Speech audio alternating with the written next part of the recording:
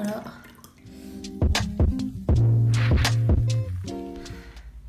Salut à tous. Allez, un peu d'eau. Je suis en train de faire des cochonneries. Désolée. Bon. Salut à tous. Bienvenue sur J'adore. Aujourd'hui, je vais faire une vidéo sur l'IEL test. Donc, je l'ai passé cette année parce que j'avais le temps. J'étais en année de césure. Mon année de césure. En année de césure. L'année de césure. De l'année de césure.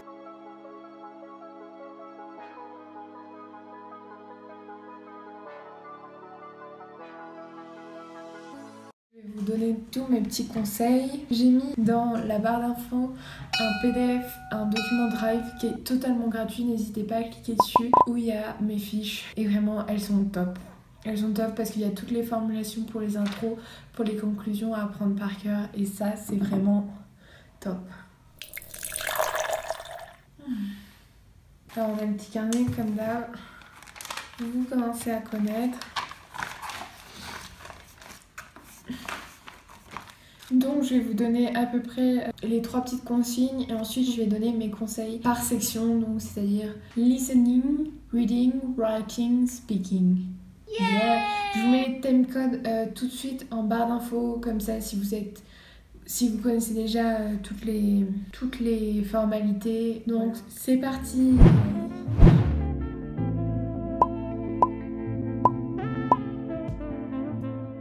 Premièrement, la base, c'est de connaître les modalités de l'examen, donc savoir combien de temps dure telle ou telle épreuve, elle est divisée en combien de questions, t'as combien de temps pour répondre à chaque partie ou sous-partie, combien de temps au brouillon, enfin bref, avoir le temps en tête, plus avoir les critères de notation, c'est vraiment important ça aussi.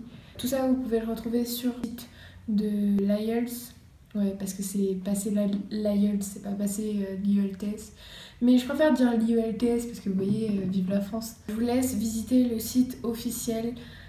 Si vous voulez vraiment que je fasse une vidéo là-dessus, n'hésitez pas à me le mettre en commentaire. Mais franchement, vous pouvez aller voir. Je vous mets le lien en barre d'infos comme d'habitude et n'hésitez pas à aller checker vraiment. Deuxième chose, s'entraîner pour les épreuves, c'est-à-dire que par exemple la partie listening and reading, ça compte beaucoup de savoir comment ça marche, donc je vous recommande au moins de faire minimum 5 examens par section. Et pour s'entraîner, un petit conseil pour s'entraîner au writing, vous pouvez trouver sur internet et imprimer des pages comme celle-ci, des pages d'examen, donc ça peut être extrêmement utile et je vous le conseille absolument. Comme ça vous évitera de compter vos mots, sachez surtout ça.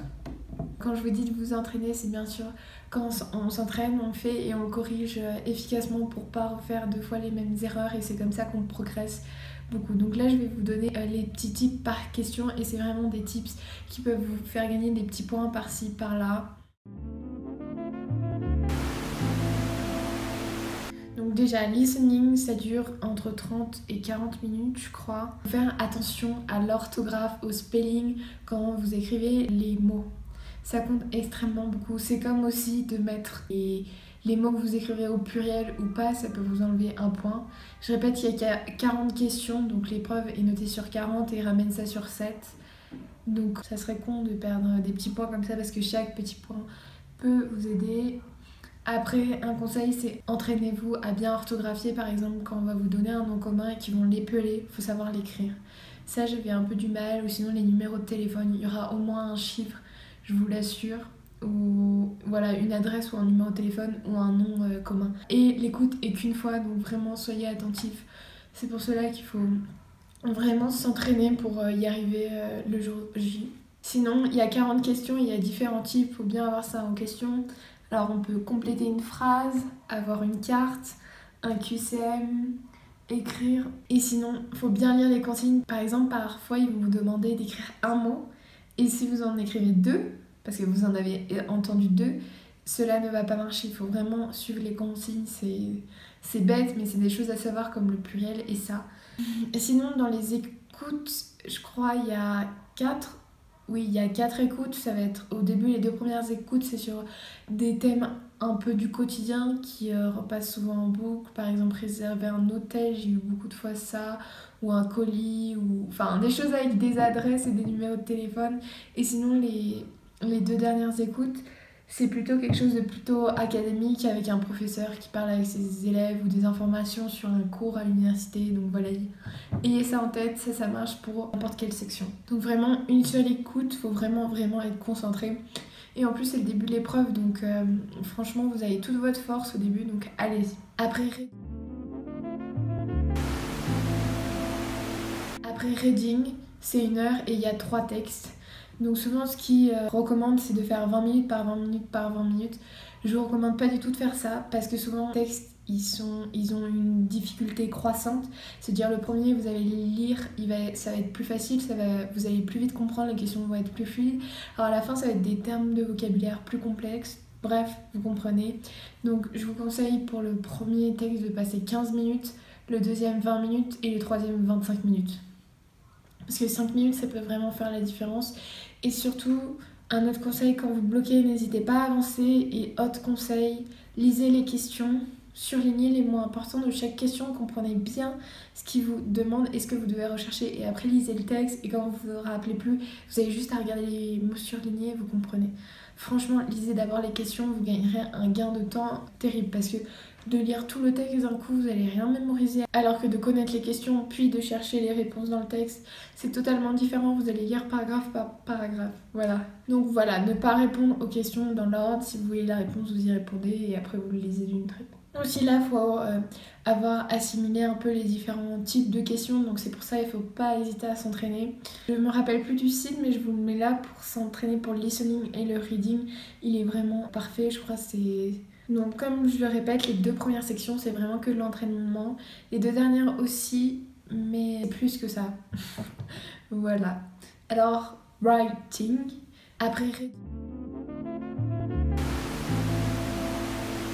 Déjà il y a 2 tâches. Il y a la tâche 1 et la tâche 2.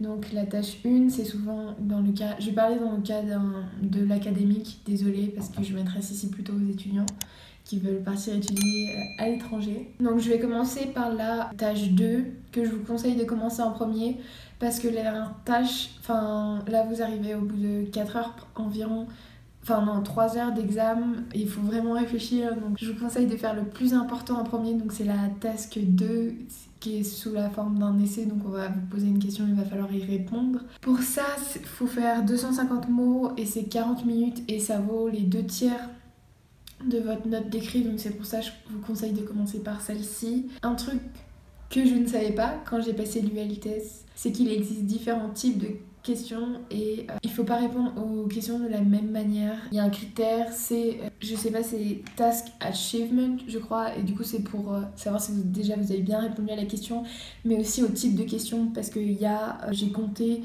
environ 4 types de questions. Il y a agree et disagree. Vous faites 2 paragraphes sur votre avis sur la question si vous êtes pour ou contre.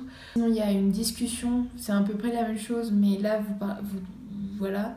Ou sinon il y a les problèmes solutions, donc vous allez d'abord parler du problème et après des solutions ou cause conséquences, et après il y a une question en 2 parties où il y a 2 questions. Donc voilà, ça en fait des choses. Il faut faire une intro, 2 paragraphes et une conclusion. Vous pouvez faire 3 paragraphes, mais vraiment la norme c'est 2 paragraphes. Et l'intro, il faut présenter votre point de vue sur la question et le sujet.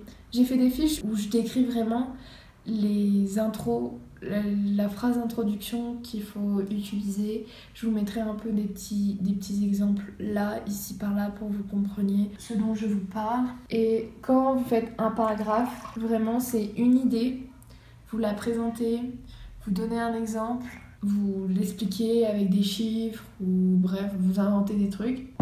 Et après, vous terminez en paraphrasant ce que vous avez dit pour faire une mini conclusion. Et tout ça, ça doit être relié avec des connecteurs. C'est extrêmement important parce que un des 4 critères, c'est la cohérence et la cohésion.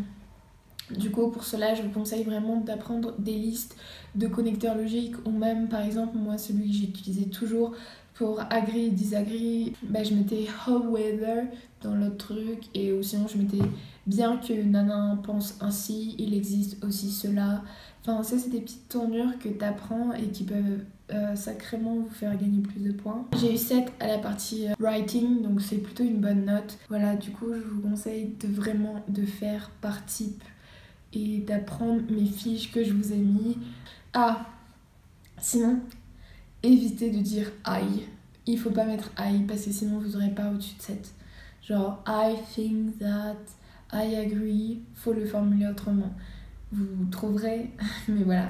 Et sinon, un autre point positif, vous êtes aussi noté sur le lexique. Du coup, franchement, si vous répétez plusieurs fois people dans votre... Désolée pour mon accent. Si vous répétez vraiment tout le temps people dans votre essai, ça va pas le faire donc, parce que vous êtes noté sur le lexique. Donc, j'ai aussi une fiche ici qui liste tous les synonymes importants à connaître. Voilà. Enfin, c'est juste des bases que je vous donne de ce que j'ai fait, mais vous pouvez en faire plus. Hein. C'est juste, je pense que ça peut vous permettre d'aller plus vite, de gagner du temps. Après, la deuxième tâche à faire, c'est 1 minute, 150 mots et un tiers de la note d'écrit. Et oui, et pour la première partie, faites 5 minutes au premier où vous dressez le plan avec les exemples et les idées principales. Ne rédigez pas l'intro avant la conclu. Et la conclusion, ça doit être que de la paraphrase. Dans la conclusion, je suis encore dans la partie 2, dans la conclusion, il ne faut pas introduire une nouvelle idée, surtout pas. Donc vraiment, il faut avoir 2 grandes idées avec peut-être des sous-parties, vous voyez, avec plusieurs exemples pour justifier cette idée, mais cherchez pas trop compliqué. Du coup, la tâche 1, ce que vous allez chercher au brouillon, je dirais 2 minutes vraiment à tout casser. Vous cherchez les similitudes, les différences et les particularités. Et vous utilisez le prétérit. Il n'y a pas besoin de chercher. Vous utilisez que du prétérit pour décrire.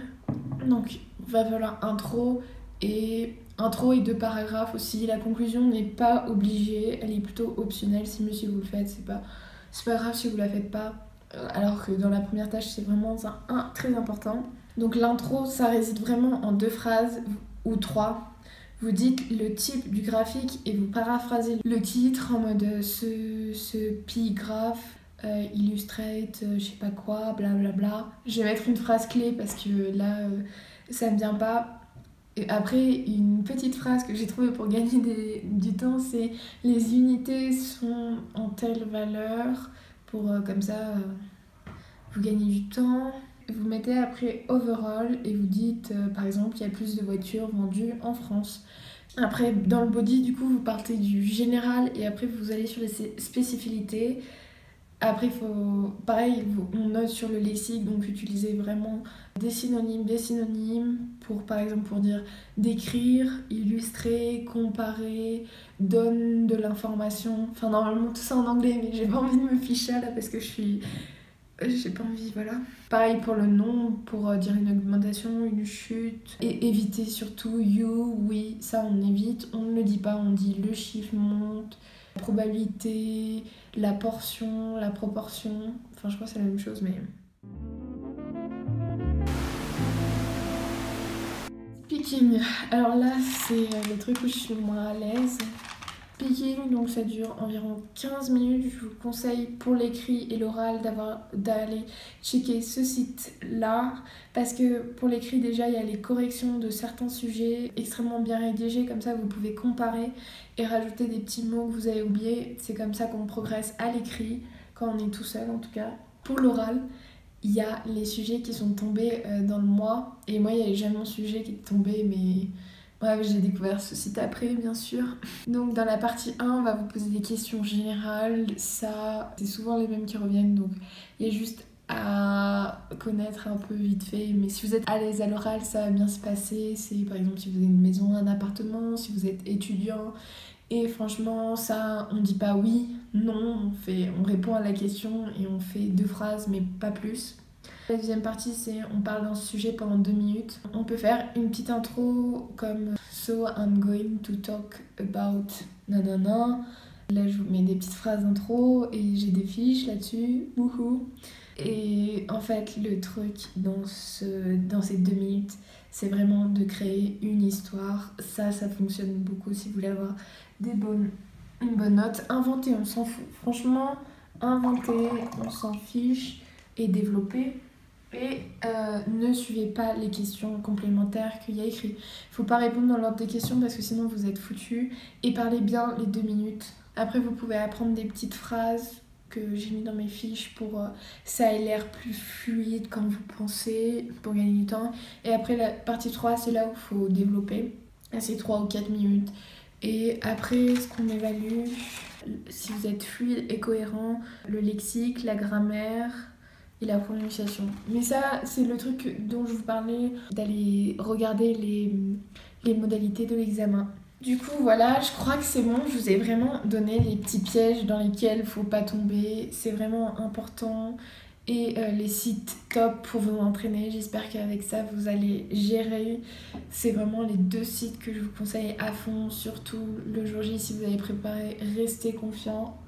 Ça reste un examen et qui n'est pas définitif. Vous pouvez toujours le repasser. Mais sachez que si vous le repassez, il faut vraiment... J'ai plus d'eau. Faut vraiment être bien préparé.